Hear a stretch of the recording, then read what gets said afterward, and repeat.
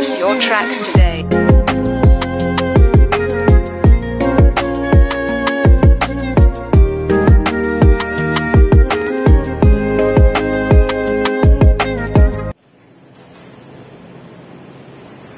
Halo anak-anak.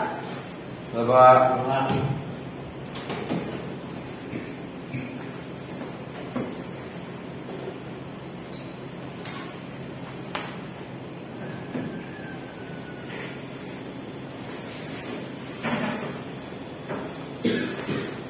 Habis pelajaran siapa tadi ya? Pak Agung Pak. Belajar penjaskes dari tadi ya? Iya Pak.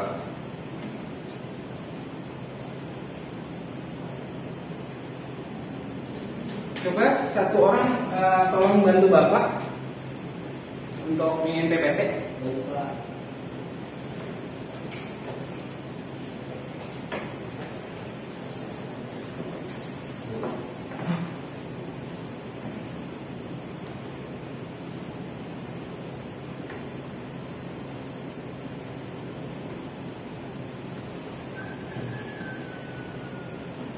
Oke, sama sekalian ini tolong dihapus soal tulisnya, sama tanggalnya diganti ya, tolong.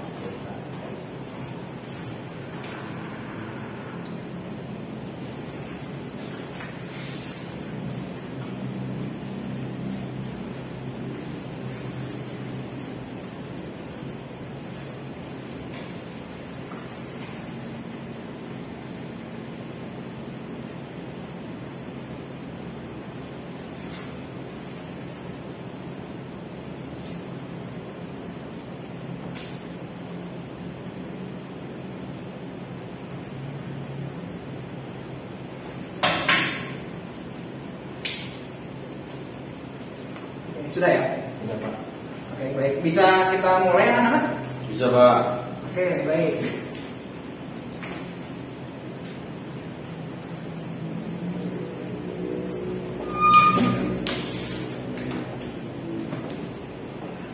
Oke, bismillahirrahmanirrahim. Assalamualaikum warahmatullahi wabarakatuh. Waalaikumsalam warahmatullahi wabarakatuh. Selamat pagi anak-anak. Pagi Pak. Apa kabarnya nih kalian semua nih? Baik Pak. Alhamdulillah pada sehat semua ya. Ya Pak. Oke, mudah-mudahan kita semua senantiasa dilindungi oleh Allah Subhanahu wa taala dan juga disehatkan jasmani dan rohaninya. Amin.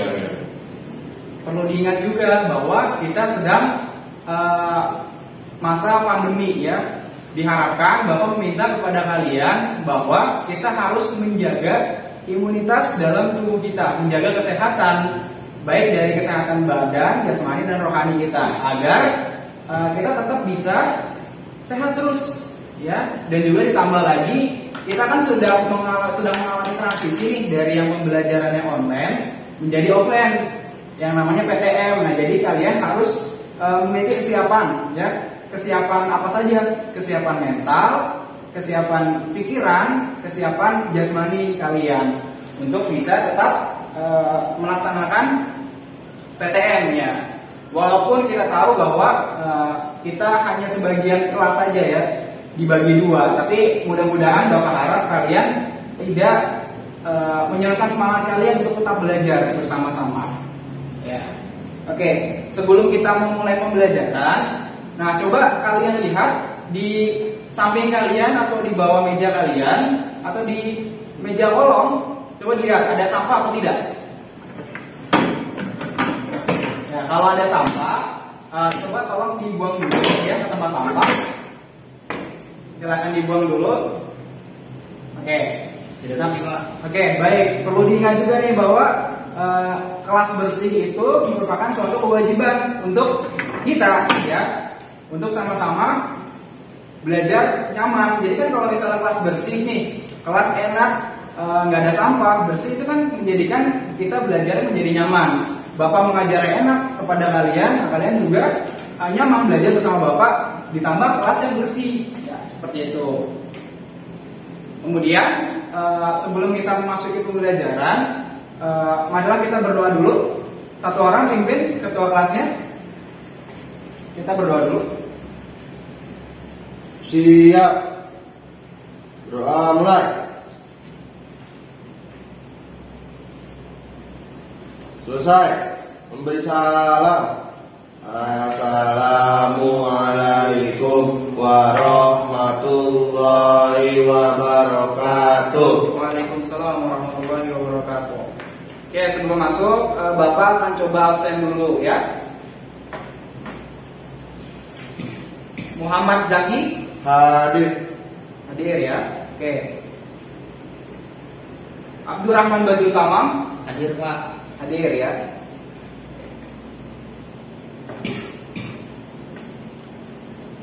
Siapa lagi? Fani ada? Hadir. Hadir. Oke, baik. Berarti semua di sini lengkap ya, hadir semua ya. Pak, Alhamdulillah. Anwar nggak masuk Pak. Anwar tidak masuk. Ya Pak. Oh, Anwar tidak masuk. Oke. Anwar tidak masuk. Oke, nggak apa-apa. Mudah-mudahan kita doakan ya teman kita ini disehatkan jasmani dan rohaninya ya, agar bisa sama-sama belajar lagi bersama kita. Oke. Nah, ada yang tahu nggak kita hari ini mau belajar apa? Yang mungkin dari malam sudah dipersiapkan, sudah dibaca bukunya. Ada yang tahu? Coba satu orang. Saya Pak. Saya. Ya, coba silakan. Jangan rebutan. Iya Pak. Semangat banget kayaknya. Iya Pak. Ya. Ya. Apa hari ini kita mau belajar apa sih? Belajar tentang perubahan sosial Pak. Ya betul. Jadi hari ini kita akan belajar tentang ini.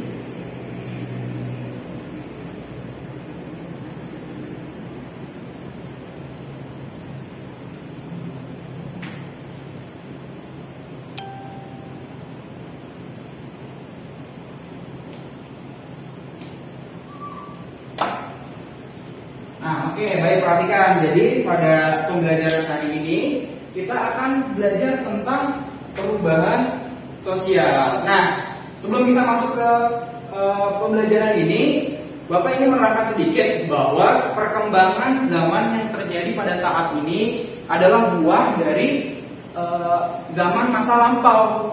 Yang tadi sebelumnya misal contoh alat transportasi atau misalnya apa yang kalian saat ini rasakan lah, contohnya dari alat transportasi itu kita bisa merasakan mobil, kita bisa menikmati motor, terus juga kita bisa menikmati apalagi pesawat terbang, nah seperti itu. Sedangkan pada zaman dahulu kita hanya memakai sepeda atau dulu kendaraan umumnya adalah bemo. Kalian tahu kan bemo? Nah itu. Jadi apa yang terjadi sekarang merupakan perkembangan zaman dari masa lalu. Nah, itu semua yang disebut dengan perubahan sosial, ya. Nah, di sini Bapak akan menuliskan peta konsepnya dulu.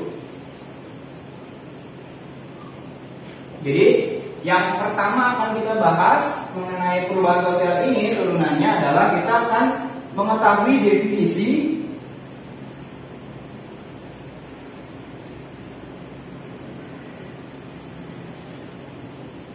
tentang perubahan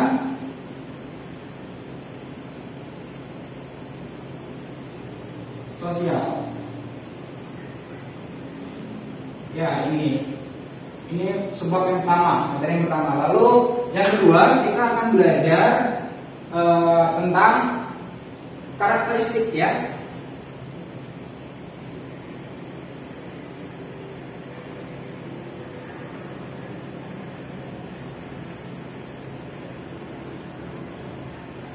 Karakteristik perubahan sosial.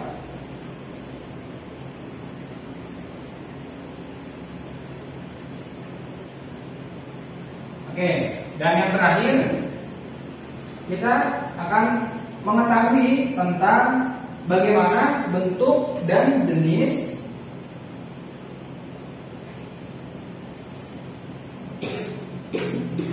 dari perubahan sosial.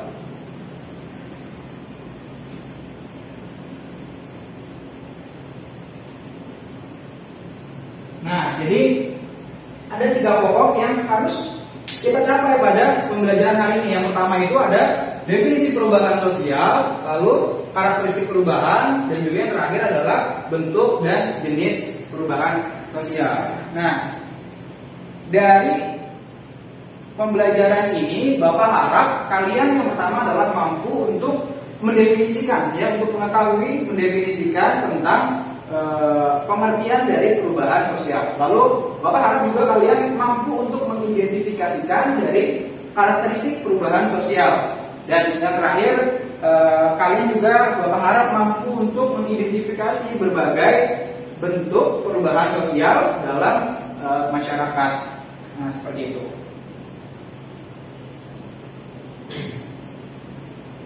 Nah, sekarang coba dilihat PPT-nya. Sekarang kita masuk ke yang pertama dulu, yang ini definisi perubahan sosial. Ya.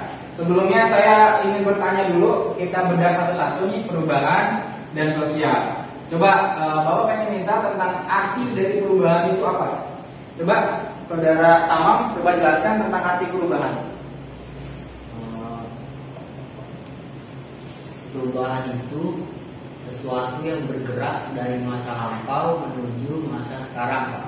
Oke, betul. Ya, bisa dikatakan seperti itu. Yang selanjutnya sosial, Tamam? Tahu arti sosial? Sosial itu apa ya, Pak? Adalah sebuah interaksi. Ya, Pak, interaksi yang berada di lingkungan masyarakat. Nah, betul. Nah, itu. Jadi kalian sudah mulai paham sedikit tentang definisi dari kedua ini. Yuk coba kita gali lebih dalam. Nah, di sini Bapak punya dua gambar, ya. Coba kalian perhatikan gambar berikut. Kalian analisis, di sini ada dua gambar nih. Ada gambar A dan gambar B. Coba Bapak minta untuk kalian berpendapat bagaimana melihat dua kondisi ini. Coba, ada yang bisa jawab? Bagaimana keadaan kondisi dari dua gambar ini? Saya Pak. Ya, coba jadi. Kalau gambar A itu dia sedang berinteraksi sosial itu secara langsung, Pak. Betul. Karena kan dia bisa berkerumun ya kan. Nah, kalau yang gambar selanjutnya itu dia berinteraksi, tetapi melewati jaringan internet seperti itu, Pak. Ya, betul. Ya, Saudara Tamam mungkin mau beropini atau tidak? Kalau di yang gambar A itu kan digambarkan kumpulan siswa yang sedang belajar di dalam kelas, Pak, offline gitu. Nah, kalau misalnya yang B itu belajar juga, tapi dia menggunakan internet atau daring, Pak. Oke, baik, pintar-pintar semua nih anak-anak Bapak nih. Oke, betul sekali tadi yang disampaikan teman-teman semua, teman kalian, bahwa ini ada kaitannya dengan pendidikan yang kita rasakan saat ini. Nah, bisa dilihat bahwa di masa sebelumnya, ya sebelum pandemi kita belajar caranya seperti ini, dengan bertatap muka langsung dan juga bertemu langsung dengan guru melalui sekolah, ya, di tempat kelas seperti sekarang ini kita. Nah, tetapi untuk yang gambar B ini seperti yang kita rasakan sebelumnya juga nih, yang kita rasakan juga sekarang juga, yaitu bagaimana kita belajar secara daring, secara online menggunakan internet, di mana kita hanya bertemu virtual lewat jaringan internet. Nah, bisa dikatakan bahwa ini termasuk perubahan sosial yang terjadi pada masa sekarang, pada fenomena sekarang ini yang kita rasakan, seperti itu. Ya, jadi sudah paham ya bagaimana cara kalian melihat bagaimana perubahan sosial itu dapat terjadi di sekitar kita, di masyarakat. Nah, di sini Bapak akan menjelaskan terkait ini definisi dari perubahan sosial, ya.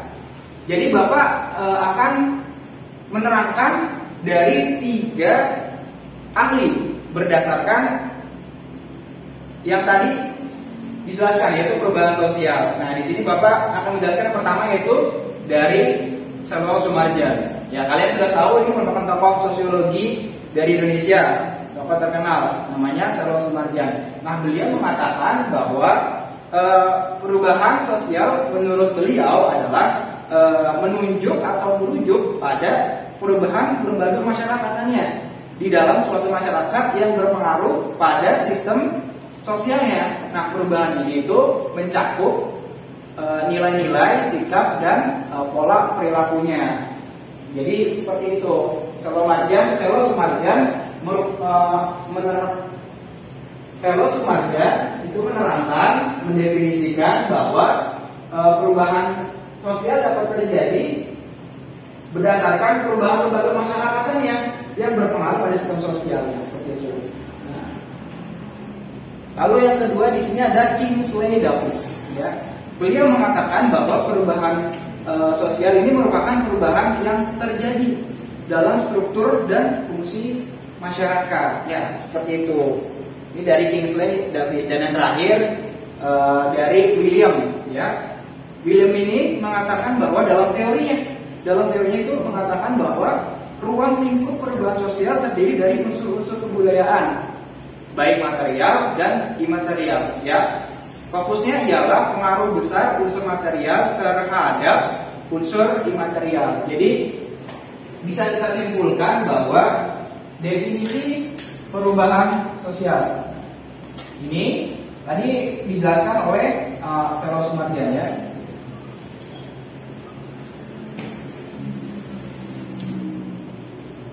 Lalu tadi ada Kingsley Davis.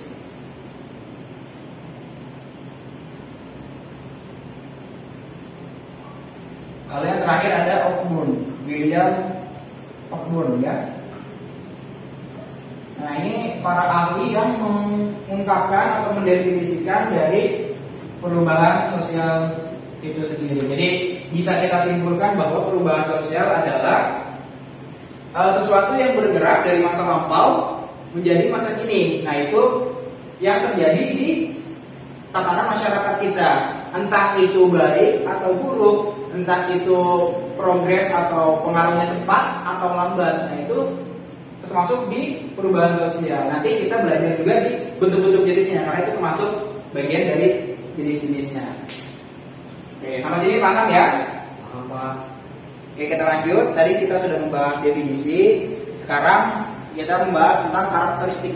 Ya, di sini karakteristik Bapak bagi menjadi 5. Ya, yang pertama itu karakteristik dari perubahan sosial ini tidak ada masyarakat yang berhenti berkembang, karena setiap masyarakat ini mengalami perubahan. Nah, seperti tadi yang sudah dijelaskan Saudara Tamam, ya, teman kita, bahwa yang namanya perubahan itu pasti selalu bergerak, ya, tidak stagnan, ya, bersifat dinamis. Itu ya, bersifat dinamis, jadi mengalami perubahan, jadi tidak akan sama akhirnya perubahan itu. Nah, lalu yang kedua ini perubahan yang terjadi pada lembaga masyarakatan. Nah, jadi di suatu lingkup masyarakat, di suatu komunitas, di suatu lembaga, ini perubahan dapat terjadi, ya, dan dapat diikuti pula oleh perubahan lama lembaga yang lainnya. Jadi dari lembaga-lembaga lain saling mempunyai perubahan-perubahan sampai akhirnya sama-sama memiliki perubahan. Nah, lalu yang ketiga yaitu perubahan yang cepat nih biasanya mengakibatkan disorganisasi. Nah, yang akibatnya karena harus adanya proses adaptasi. Jadi yang namanya perubahan, apalagi secara cepat, ya, itu kan perlu namanya adaptasi. Nah, yang kalian tahu istilah culture shock atau culture lag. Nah, itu merupakan akibat dari proses perubahan yang cepat dan mereka tidak bisa beradaptasi. Jadi culture lag itu sebagai bagian dari penamaan mereka, gitu, seperti itu. Nah, lalu yang keempat yaitu perubahan tidak dibatasi pada bidang kebendaan saja. Nah, perubahan itu tidak terjadi pada sifat kebendaan. Mereka banyak sekali perubahan itu dapat terjadi, ya, karena kedua bidang tersebut saling timbal balik. Jadi tidak dapat dibatasi. Tadi yang pertama ada bidang kebendaan dan spiritual. Nah, bidang-bidang yang lain juga bisa mengalami perubahan, gitu. Nah, lalu yang terakhir dalam menyikapi perubahan, seseorang tidak menjadi korban dari perubahan, namun penentu perubahan. Nah, ketika memang perubahan itu terjadi dalam diri kita bukan menjadi salah satu korban dari perubahan tersebut, melainkan kita menjadi penentu dalam perubahan tersebut. Dalam perubahan tersebut, apakah kita menerima atau tidak? Apakah kita mau melakukan itu untuk hal yang lebih baik atau malah menjadikan kita tidak enggan untuk menerima perubahan itu, tergantung dilihat bagaimana perubahan itu baik atau buruk seperti itu. Nah, itu kita harus bisa memfilter. Ya. Oke, paham ya? Nah, jadi kita sudah menjelaskan tentang Bapak sudah menjelaskan karakteristik perubahan. Nah, lalu kita sekarang masuk ke bentuk dan jenis-jenis dari perubahan. Ya. Nah, bisa kalian lihat di sini.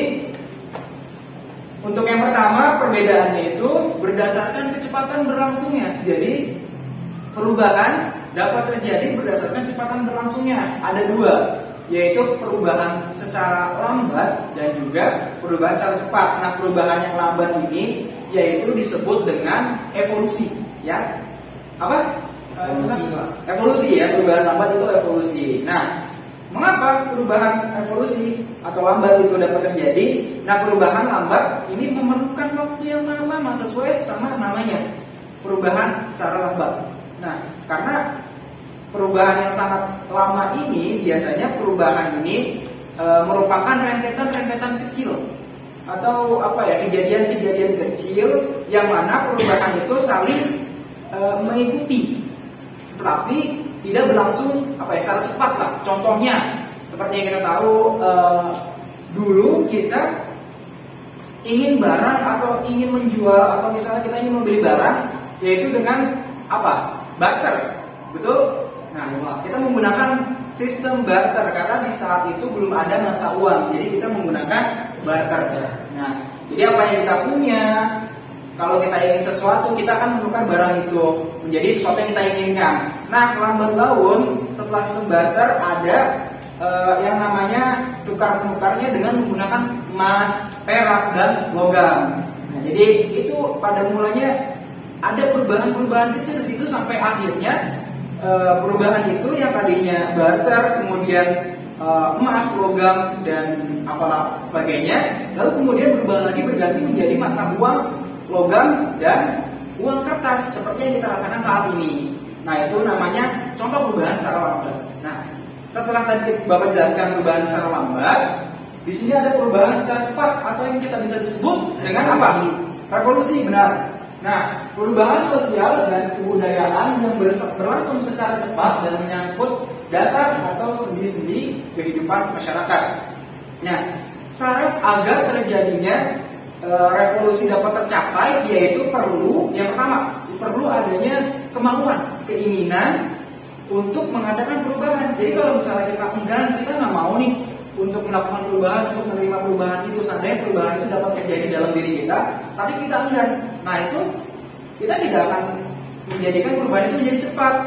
Kita tidak bisa merealisasikan perubahan itu secara cepat karena kita belum bisa menerima, ya seperti itu. Nah, lalu yang kedua, perubahan cepat dapat terjadi itu karena adanya kelompok dan juga pemimpin yang mampu memimpin perubahan tersebut.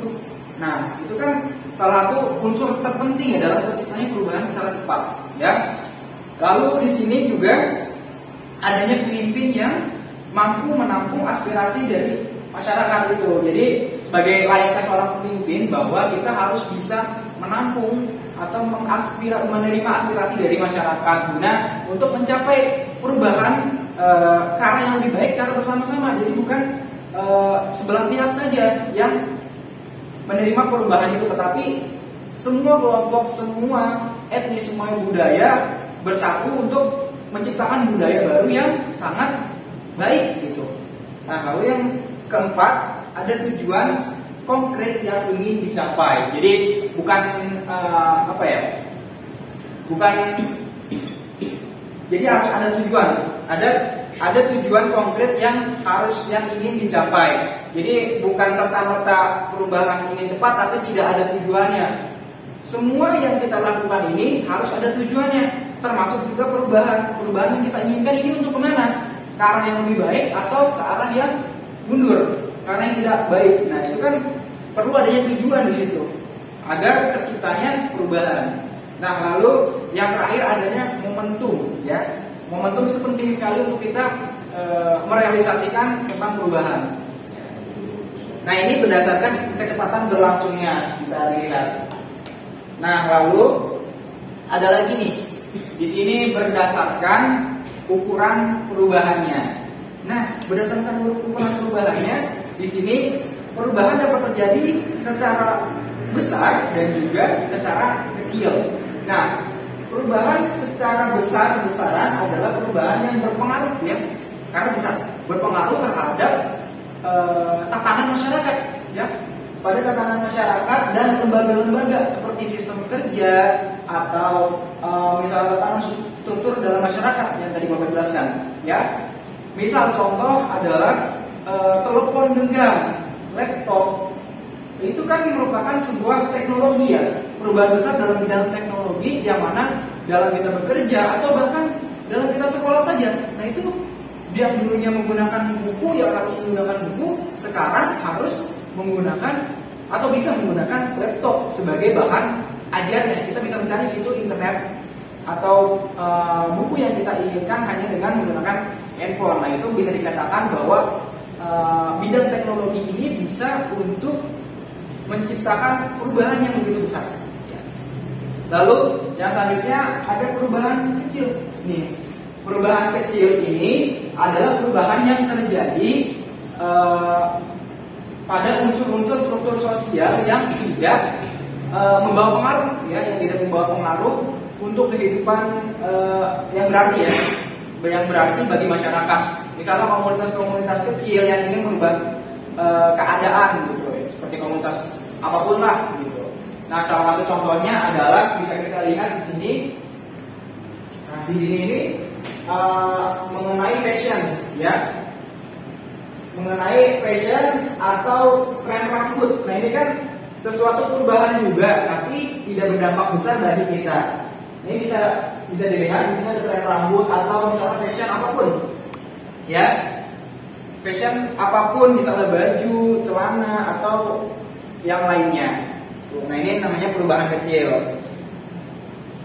Ya, lanjut. Nah, di sini ada lagi bentuknya berdasarkan sudut pandang juga, sudut pandang atau kehendak keinginan masyarakat.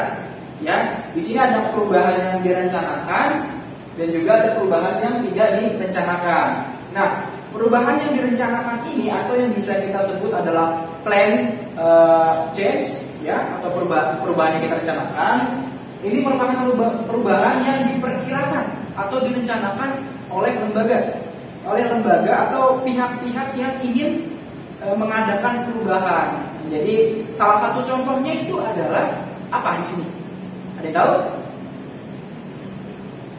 Itu Pak, keluarga berencana Pak. Nah, betul. Nah, itu merupakan salah satu bentuk atau contoh perubahan yang direncanakan, yaitu salah satunya adalah keluarga berencana. Nah, perlu diingat juga kepada teman-teman semua bahwa untuk mengadakan perubahan secara terencana ini perlu adanya agent of change, ya. Paham ya? Ada agen perubahan atau orangnya untuk mengadakan perubahan. Nah, lalu di sini ada perubahan yang tidak direncanakan, ya. Di sini ada perubahan yang tidak direncanakan atau biasa kita sebut dengan unplanned change. Nah, di mana merupakan perubahan yang terjadi tapi yang tidak kita inginkan, ya, yang tidak kita inginkan untuk diri kita sendiri maupun untuk masyarakat lain. Dan biasanya perubahan yang tidak direncanakan ini di luar dari kemampuan manusia. Salah satu contohnya adalah bencana alam. Ya, bencana alam seperti apa aja? Ada banjir, ada apa lagi? Tsunami, dan juga ada gunung meletus, ya. Nah, ini kan perubahan yang tidak direncanakan. Nah, lalu di sini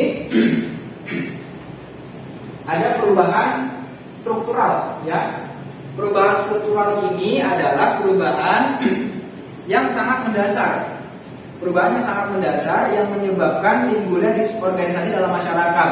Misal kalau salah satu contoh adalah calon pemilihan ketua kelas atau calon pemilihan kepala desa. Ya, di situ kan mereka ada visi-visi, ya, ada program-program yang akan dijalankan. Nah, sedangkan sebelumnya itu ada program lagi, ada visi lagi, cuman berbeda. Nah, ketika yang kepala desa yang baru mencalonkan diri dan terpilih, maka di situ ada yang namanya reorganisasi atau perubahan organisasi, mulai dari visi misinya dan juga strukturnya, seperti itu. Nah, kalau yang satunya lagi, ini adalah perubahan proses, ya. Jadi perubahan proses ini adalah perubahan yang sifatnya tidak mendasar, lalu perubahan tersebut hanya merupakan penyempurnaan dari yang sebelumnya, gitu, ya. Jadi bisa dikatakan bahwa perubahan secara proses ini adalah perubahan yang terjadi karena sebelumnya sudah ada, tetapi tidak dirubah, hanya menyempurnakan dari yang sebelumnya. Salah satu contohnya itu adalah yang bisa kita rasakan, yaitu tentang perubahan kurikulum, ya. Perubahan kurikulum yang kita rasakan pada saat itu, kita mengalami perubahan beberapa kali. Yang pertama adalah KTSP yang bisa kita rasakan, ya. Lalu dirubah lagi menjadi kurikulum 2013 yang seperti sekarang kita rasakan, oke? Oke, yang selanjutnya ini berdasarkan arah perubahannya. Jadi ada dua juga nih, ada dua arah perubahannya. Yang pertama ini arahnya secara progres maju, dan satunya adalah regres mundur, mengalami kemunduran, perubahan yang mengalami kemunduran. Nah, salah satu contoh perubahan progres, jadi perubahan progres ini adalah perubahan yang membawa kemajuan bagi masyarakat. Salah satu contohnya adalah pesawat terbang. Nah, bisa dilihat di sini pesawat terbang, salah satu kemajuan yang terjadi dalam masyarakat kita, bahwa dulu mungkin kita kalau berpergian jauh menggunakan kapal laut ya, dan itu membutuhkan waktu yang lumayan lama. Nah, sedangkan kalau kita misalnya menggunakan pesawat, itu hanya beberapa jam saja. Nah, ini kan bentuk dari kemajuan, ya, perubahan yang mengalami kemajuan. Lalu di sini ada perubahan regres yang mengalami perubahan secara kemunduran, ya, yang tidak diinginkan oleh masyarakat seperti tadi yang sebelumnya. Pokoknya perubahan yang tidak dikehendaki oleh kita ini merupakan perubahan yang terjadi di luar kuasa kita, yang mana karena bencana alam, misalnya gunung meletus tadi sudah disampaikan, dan tsunami, gempa, longsor dan sebagainya. Nah, di sini dijelaskan juga jenis perubahannya itu perubahan dengan kekerasan dan juga perubahan tanpa kekerasan. Nah, perubahan kekerasan ini dilakukan secara kekerasan, biasanya melalui fisik, tekanan fisik, ya, tekanan psikis demi tercapainya suatu tujuan, yaitu tujuan perubahan yang mereka inginkan, suatu kelompok tertentu, ya. Nah, biar contohnya itu yang terjadi di Rohingya, ya, saudara-saudara kita di sana mengalami penekanan, kekerasan seperti itu. Lalu yang selanjutnya ini perubahan kekerasan, perubahan yang terjadi tanpa kekerasan. Bisa kita lihat perubahan yang dilakukan dengan cara jalan damai dan simpati untuk mencapai perubahan yang diinginkan. Hal contohnya adalah ketika sedang ada lahan yang kosong, lalu digunakan secara bersama-sama oleh masyarakat untuk membuat perkebunan atau sawah, dan dilakukan secara bersama-sama. Ini adalah bentuk dari perubahan tanpa kekerasan, karena gotong royong dan juga barang-barang semuanya ingin mencapai tujuan yang diinginkan, ya.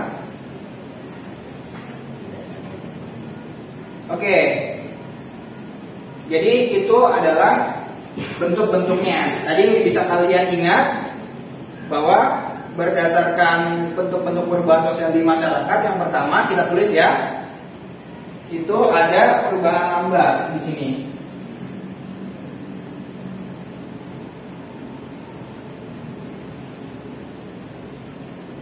Perubahan lambat dan cepat, ya. Lalu ada apa lagi? Tamam, coba dilihat. Ada perubahan apa lagi? Coba dilihat. Ada perubahan besar, Pak. Ya, betul. Ada apa lagi tuh? Perubahan kecil. Ya, perubahan besar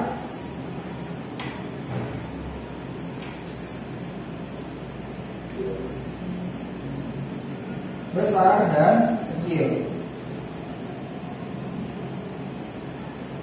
Oke, yang selanjutnya ada apa lagi nih? Coba Saudara Zaki. Ya. Ada perubahan apa lagi? Oh, bukan. Contohnya apa ya? Ininya apa judulnya? Perubahan apa? Oh, perubahan yang tidak direncanakan. Oh betul, satu lagi apa? Yang direncanakan sama? Yang tidak direncanakan. Ya betul. Jadi ada perubahan yang direncanakan,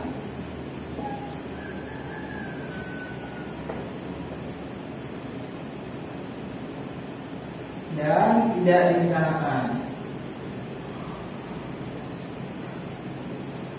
Lalu ada lagi perubahan struktural dan proses, ya.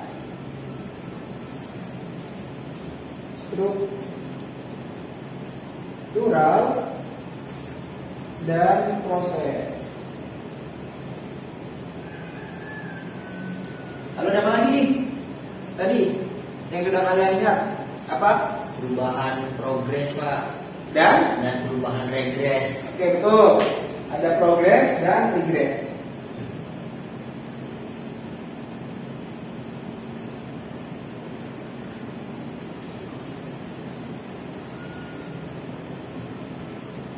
Dan regres. Oke. Dan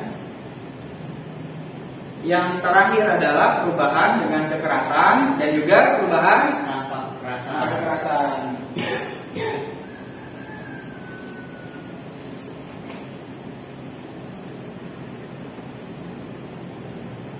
Dan tidak. Oke, jadi ini semua adalah bentuk-bentuk dan jenis dari perubahan sosial. Nah, perlu dicatat dan diingat kepada anak-anak semua. Nanti dibuat resume atau diringkas yang mana yang penting untuk persiapan nanti UTS, ya.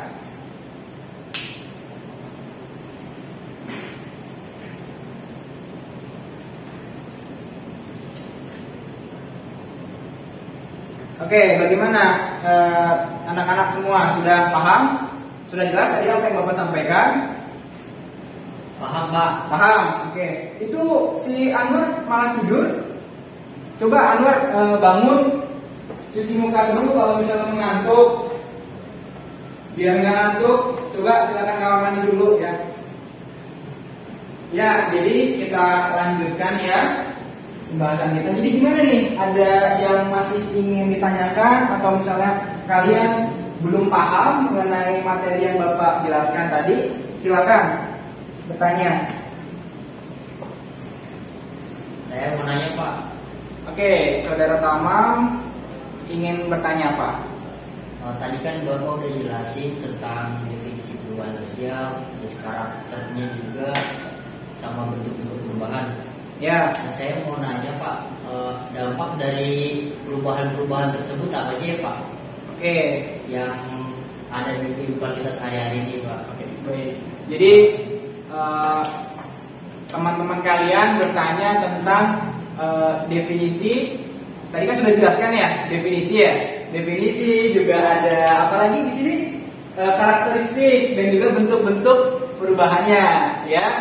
Nah, ada lagi yaitu dampak yang terjadi. Bukan tidak mungkin bahwa perubahan sosial ini tidak memiliki dampak. Tentunya pasti memiliki dampak, ya.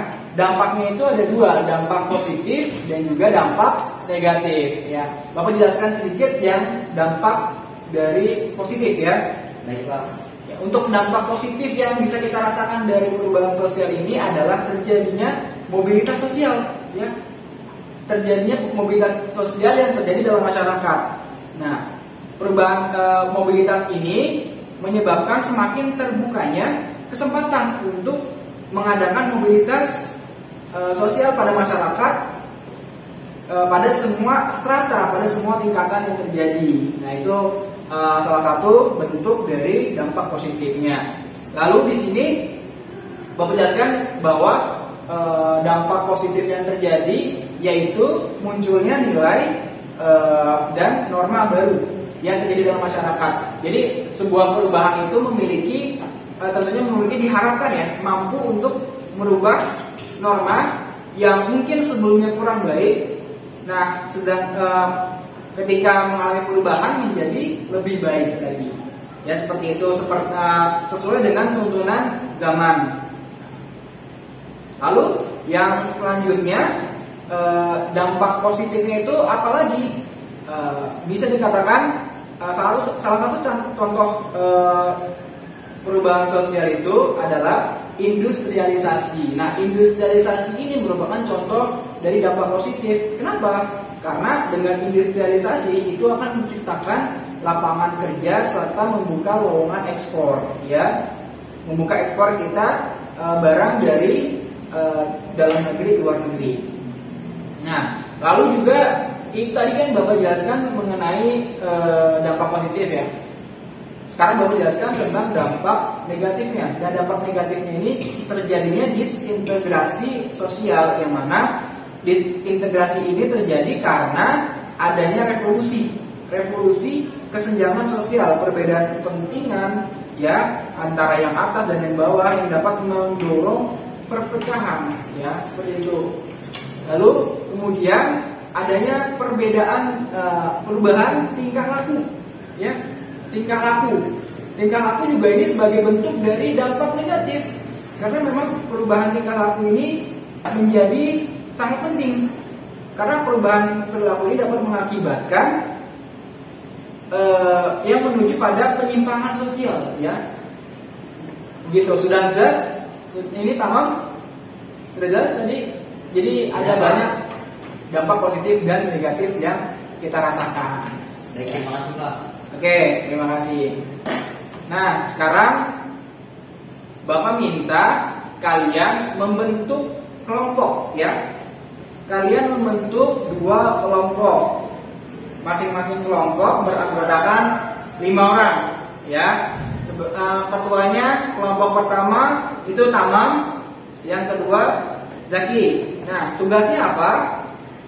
Tugasnya adalah dari Bapak, yaitu kalian menganalisis fenomena yang terjadi pada sosial kita, ya. Lalu bandingkan perubahan sosial ini yang terjadi pada masa lalu. Jadi masa sekarang dan masa lalu dibandingkan. Nah, kelompok 1 mengenai sosial, lalu kelompok kedua mengenai budaya, ya seperti itu. Jadi kalian diminta untuk menganalisis perubahan terjadi itu apa saja dari sosial dan budayanya yang terjadi pada zaman sekarang dan juga masa lalu. Ya, bisa langsung dikerjakan, mulai diskusi dengan teman sekelompoknya. Bapak tunggu 5 menit dari sekarang, ya. Baik Pak. Baik Pak. Sekalian saya melihat-lihat kalian bagaimana progresnya.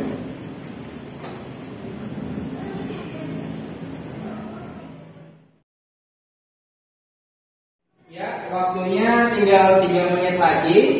Bisa dipercepat diskusinya mengenai pembahasan yang tadi Bapak jelaskan, mengenai fenomena yang terjadi pada zaman dahulu dan juga kalian bandingkan dengan zaman sekarang. Gimana, kelompok 1 dan 2 sudah siap belum? Siap Pak. Sudah siap. Ya terserah siapa yang mau maju terlebih dahulu, kelompok 1 dulu atau kelompok 2 dulu. Kalian jelaskan perbandingannya itu apa antara masa lalu dan masa sekarang. Ya, kalian maju ke depan untuk mempresentasikan. Oke.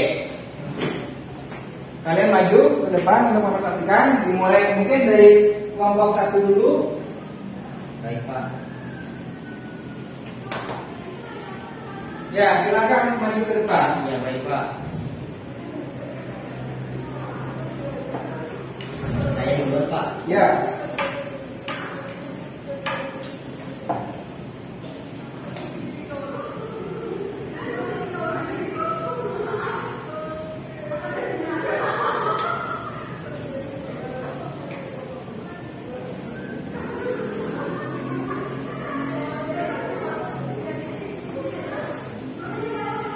Sini Pak. Ya, itu silakan.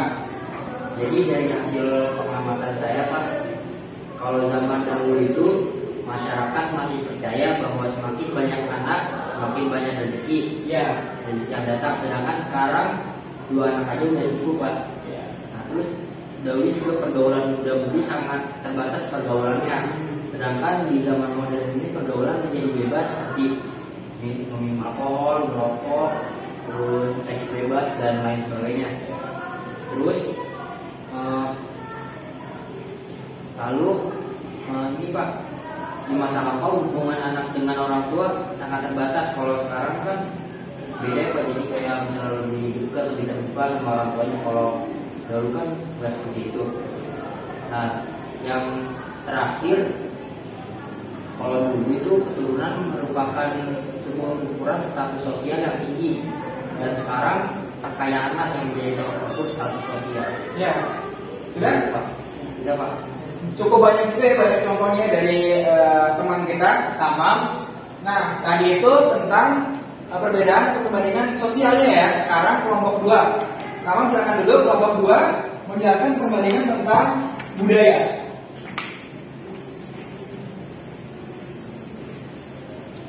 Nanti suaranya dikencengin ya, biar yang belakang mendengarkan. Pak.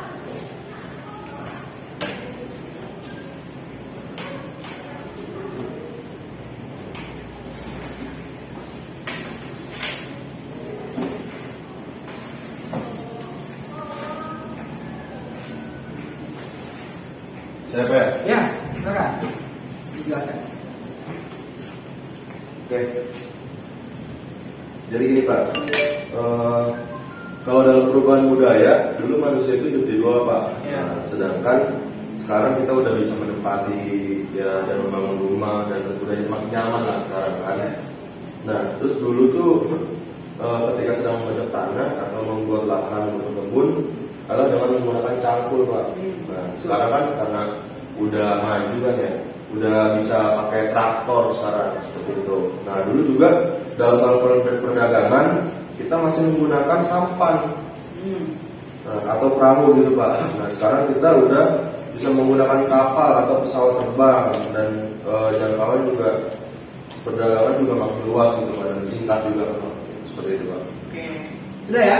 Wih, bagus sekali nih teman-teman kita sudah mempresentasikan yang tadi sudah Bapak perintahkan. Beri tepuk tangan untuk kedua kelompok ini. Karena kelompok 1 dan 2 sudah ada yang berani maju, Bapak ada reward untuk kalian nih. Ya, silakan diterima untuk kelompok 1 dulu. Nasi padang Pak. Ya, nih Bapak punya kue. Ya, untuk kelompok 1. Ya, silakan diterima nih kuenya. Nah, ini untuk jadi motivasi buat teman-teman semua, supaya lebih giat kalau misalnya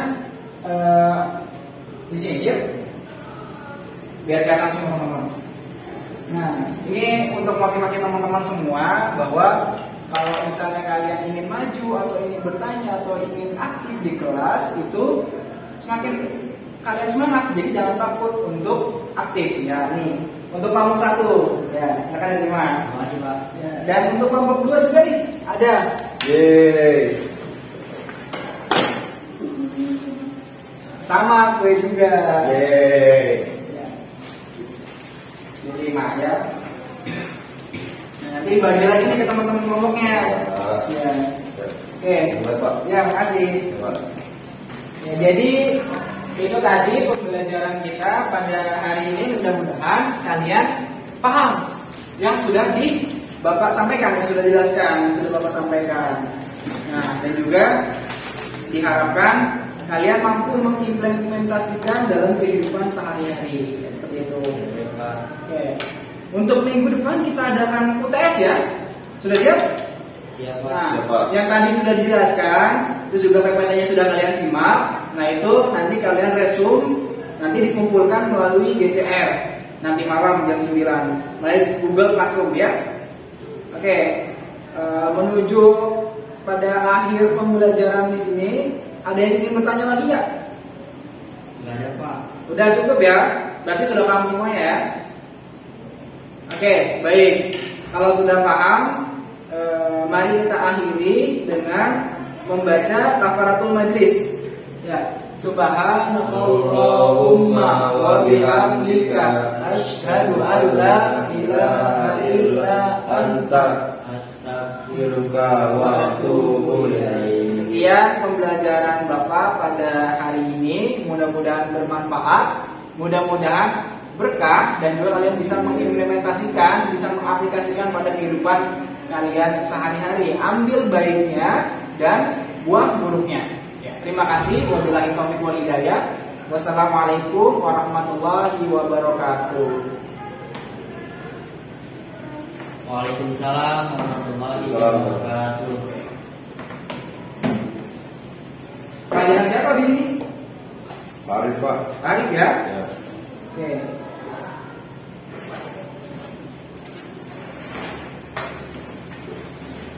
Bapak pamit ya. Assalamualaikum. Waalaikumsalam warahmatullahi wabarakatuh. Halo.